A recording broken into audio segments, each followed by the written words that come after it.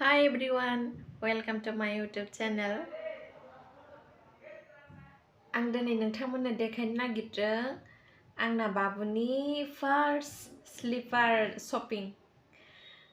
माने माबादि इसिबां आथिङा फिसामोन ओमफ्राय दायो माबादि देरखो माबादि गोलाव जाखो माने कनफिउज जालायलाङो गावनि मेगनजों नुखाब्लाबो। ओमफ्राय आं दिनै नोंथांमोननो सरप्राइज बेखौनो देखायनो नागिरदों इसिबां फिसामोन फिसा ना गिदिर। ओमफ्रायहाय नायदो लोगोफोर थौदो माबादिमोन।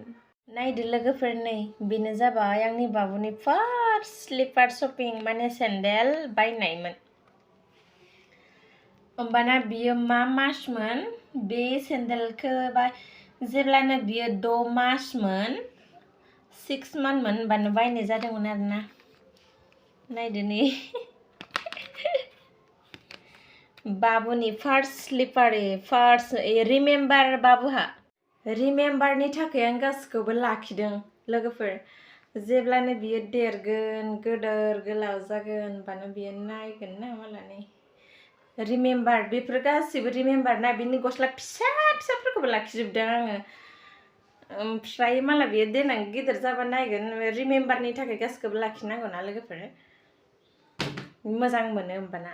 फुङाव आंना भिडिअ बानायनो समायानो जाया लोगोफोर, बिथिं डिउटियाव थांनाय माव थांनाय। ओमफ्राय ना मोनाब्लासो आं भिडिअ बानायो मोनावसो। ओमफ्राय ना लाइटफोरा बाहाय लेस जायो बेवखायनो गोसो जायो फुङावनो बनायनो। ओमफ्राय आं मालाबा बनायनो हाया बेवखायनो आंनि गासिबो भिडिअ हराव बनायनाय सुटगोन जा लोगोफोर।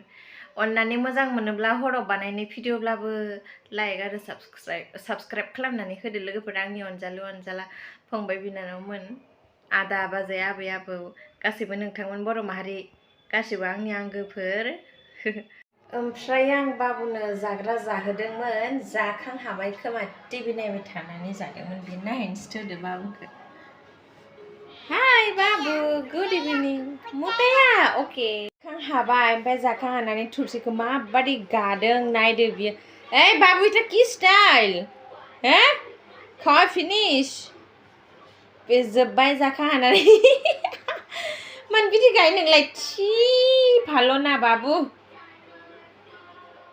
हनै बियो बाबुनि बेस्ट फ्रेन्डफोर, बिसोरखौनो नायनानै बेहा गोजोननाय लायो। हरनि 12टासिम नायो बाबुआ बेफोरखौ नायलाय बाबा। ओमफ्राय बेबो बेबायदि टिभि नायखांहानानै बियो आंदों बेबायदि खालामसिगोन। ओमफ्राय